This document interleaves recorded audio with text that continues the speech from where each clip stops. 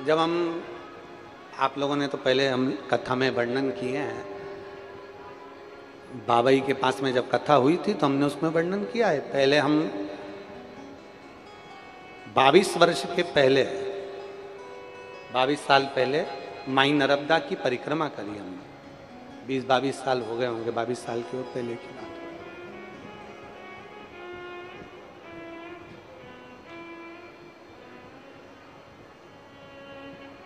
और माई नर्मदा की परिक्रमा करते करते सूल पाणेश्वर की झाड़ियों में जब हम पहुंचे, हमारे साथ में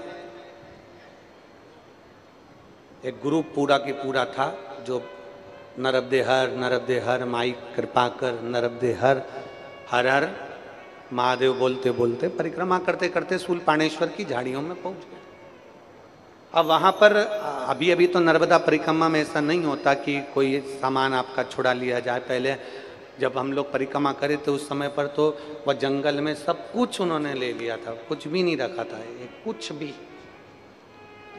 केवल एक कपड़ा और आपका हाथ में जो माला झोली और पूजन का जो नर्मदा जी का जल और माँ का जल में से निकला हुआ कंकर शंकर सब ले लिया।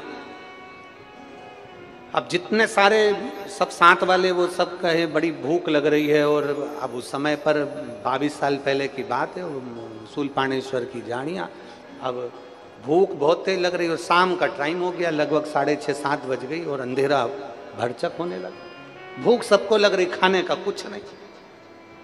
1.5 दिन पूरा निकल गया, अन्न का निवाला मुख में नहीं गया। नर्मदा मई का जल पी लिए, हर हर नर्मदे माँ कल्याण कर चलते, नर्मदे हर नर्मदे हर नर्मदे हर। अब उसमें कुछ ज़्यादा उम्र के भी थे तो उनको चक्कर आने लगे, बिना अब भूख लगे, भोजन नहीं, कुछ भी, क्या करें। दुनिया के लोग, आज के लोग भरोसा नहीं करेंगे, विश्वास नहीं करेंगे कि महाराज तो अपनी व्यासपीठ से ऐसा बोलते रहते हैं, सब महाराजों की आदत है ऐसा बोलना। पर आप माने ना माने, जो माँ के दर्शन किए वो तो हम बोले बिगड़ रह नहीं सकते। सूलपाणेश्वर का जंगल, खाने की कोई व्यवस्था नहीं, कोई बहुत दूर तक जंगल ही जंगल नजर आए, अब करे क्या। अपना शाम का जो झोली थी पूजन की उसको निकाल कर बस माला कर रहे थे।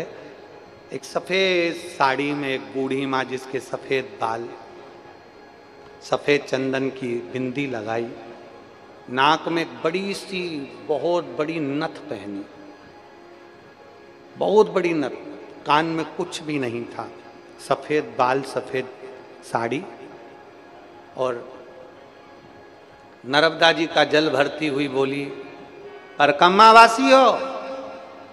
अब सब ने आवाज लगा कर कहा, हो हम नर्मदा परिक्रमा कर। कुछ खाया है? अब सभी तो भूखे थे, कुछ नहीं खाया। वो सामने देखो, सामने वो झोपड़ी दिख रही है। अब झोपड़ी व जंगल में हमें तो कोई नजर ही नहीं आ रही, अंधेरे में कौन झोपड़ी दिख रही है। सामने देखो, सामने वो झोपड़ी दिख रही है। अब इतने में कोई बोले चाहे नहीं बोले, हम ही कह दिया हाँ दिख रही है। अब दिख तो है नहीं रही थी, फिर भी कह दिया दिख रही है अम्मा। बस तो फिर थोड़ी दूर पे ही है, आ जाना, मैं थोड़ा बहुत तुम लोगों को कुछ खिला दूंगी हो। अब ये सब बोले, अपने को तो कोई झोपड़ी दिख नहीं रही और बुढ़िया चली गई। अभी इससे तो अच्छा है कि अपना रास्ता कवर करें, कहाँ इतनी दूर वहां जाएंगे, पैदल चलने वाले व्यक्ति अब इतनी दूर वहां चढ़ के जाओ, फिर उतरो, फिर अपने रास्ते पर जाओ, इससे अच्छा अपना रास्ता,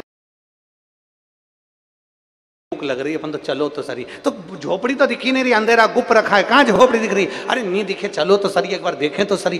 सब ने अपनी अपनी लाठी डंडा उठाया, चल दिए। गए तो क्या देखा, एक 4 बड़े बड़े वृक्षों के, 4 वृक्षों से बंधी हुई एक झोपड़ी, और झोपड़ी में बुढ़िया, और बुढ़िया ने एक छोटी सी कढ़ाई में बना रखा था मीठा दलिया, वो गेहूं की फाड़, दलिया बोलते, थूली बोलते, मीठी थूली, और बुढ़िया ने बना कर रखी। और वहां जाते से हमने आवाज लगाई, माँ माँ। अंदर से बुढ़िया बोली, बैठ जाओ, बाहर ला रही हूं, अंदर मत आना, बाहर बैठ जाओ, अंदर मत आना। हम बाहर बैठ गए। पेड़ के पत्ते बड़े बड़े, उस पे बूढ़ी माँ ने थोली डाल दी, सब ने पेट भर कर खा ली। खाने के बाद सब पानी पीने के लिए नर्मदा जी की ओर आगे बढ़े। हमने कहा माँ पानी, तो कि इतनी बड़ी नर्मदा है तो सरी, वहाँ जाके पी लो। हम पीने के लिए गए। माँ का वापिस जब धन्यवाद देने के लिए आए तो ना तो वहाँ माँ थी और ना वहाँ झोपड़ी थी, माँ ही माँ।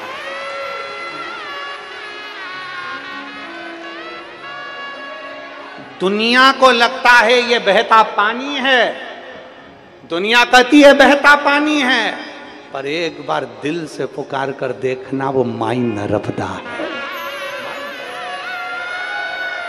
उसको दिल से, आज भी हम लोग ये कथा कहते हैं, हमारी रोंगटे पूरे खड़े हो गए। आज भी ये कथा कहो, ऐसा मन का स्मरण होता है जैसे माँ बड़ी नथ पहनकर, बड़ी सफेद बिंदी लगाकर, सफेद बाल, सफेद साड़ी, और सामने पूरे रोंगटे शरीर के खड़े हो जाते पूरे। उसको मानो तो मैं गंगा माँ हूं और ना मानो तो बहता पानी।